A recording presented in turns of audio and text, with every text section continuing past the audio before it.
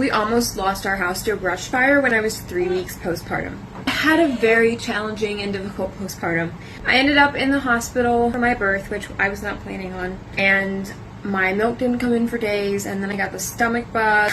Jane was not sleeping at night. I had prolapse, hives. I'm sure I'm forgetting something. Postpartum was incredibly challenging. At 3 weeks postpartum, a brush fire breaks out about a mile or 2 miles away from our home. And we think, no big deal. It's not super big. It'll be contained soon.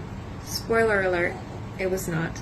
Throughout that afternoon, the brush fire slowly made its way towards our house. And it was close enough that my husband decided to go down to see if he could help fight it.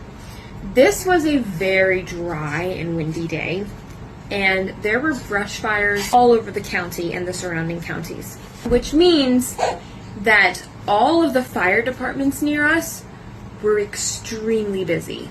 So here I am, alone in the house with a 3-week-old baby. I myself am decently weak, and my husband is down fighting a fire. I'm watching from the window because I can sort of see fire from the window, and as I'm watching, I see this gigantic burst of flames fly up in the trees, cross the road.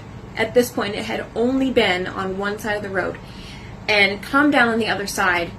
And at that point, I was terrified because that was barely 600 feet from our house. I started packing a bag.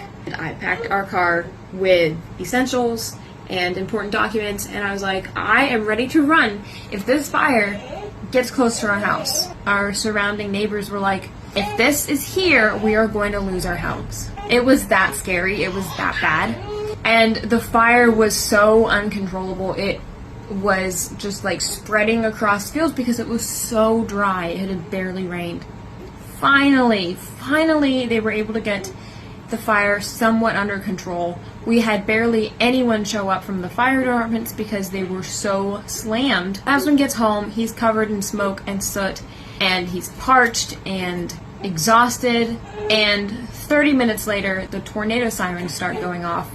Not long after that, the worst tornado that this area has seen in a long time rips through Rolla, Missouri. This all happened within the span of like 8 hours on one day. But I'm very thankful to God that we did not lose our house to fire or tornado. Then, of course, with my baby hardly sleeping at night, we go from a very exhausting afternoon right into being up half the night with the baby.